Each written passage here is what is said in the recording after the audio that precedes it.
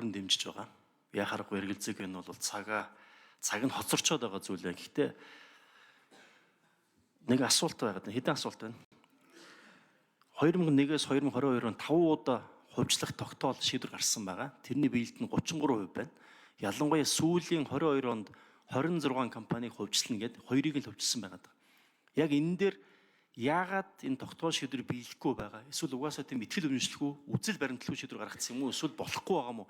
Энэ дээр дүн шинжилгээ хийсэн үү? Энэ дээр дүн шинжилгээ хийгээгүй бол өнөөдрийн гаргаж байгаа шийдвэр бас л биелэхгүй. Тэгэхээр утгагүй шийдвэр болох гэдэг. Энэ дээр нь хариулт өгөөж.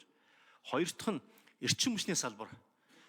Эрчим хүчний салбарт цахилгаан эрчим хүч үйлдвэрлэл, дамжуулах, түгээх, эдгээр үе шатууд төр компаниуд дээр төр яг ямар хөө оролцоотой байх талаар яг ямар бодлого баримталж байгаа вэ?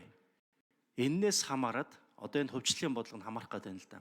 Либералчлан ч гэдэг юм уу, чөлөөлөн ч гэдэг юм уу, ер нь хараад байхад бол юм замбраагүй ямар ч нэг бодлого чиглэлгүй яваад байгаа. Тэгэхээр энийг шийдэхгүйгээр хувьчлах руу ханцуу шамлаад орох юм бол бас засч болохгүй алдаа гарч болно. Бусад улсуудын жишээн дээр ч бас их тийм байна.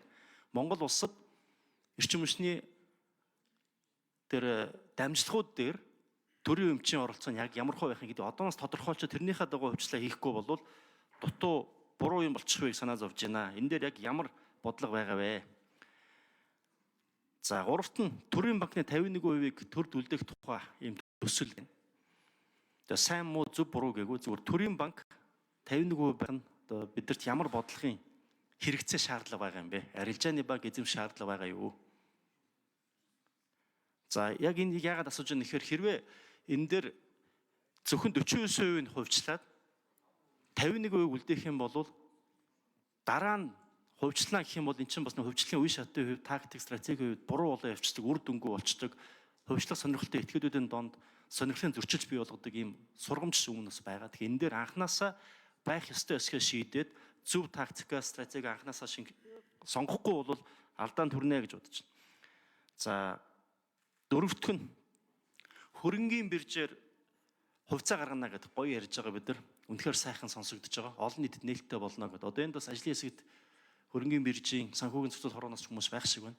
Яг одоо хөрөнгийн бирж дээр бүртгэлтэй байгаа төрийн өмчт компаниудын хувьцааны хөрөг чадвар хэр байдгийг мэдээлэл нээлттэй байж чадж байгаа юм уу?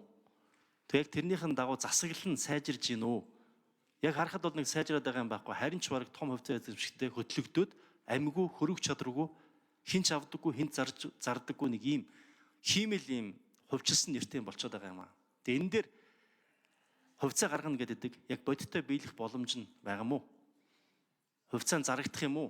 Ялангуяа цөөхөн 5, 10, 49% хэн аваад алдагдaltaй компанийг ямар хувьцааг нь авчаа сууж явах юм бэ гэдэг. Тэгээ өмнөх тэр хувьчилсан төрийн өмчт компаниудын хувьцааг эзэмшиж байгаа, засаглал нь сайжирж байгаа, хувьцаа гаргасны үр дүн гаргаж байгаа үр дүн дээр дүн шинжилгээ хийсэн юм байна уу? За эдгээрт хариулж өгнө үү?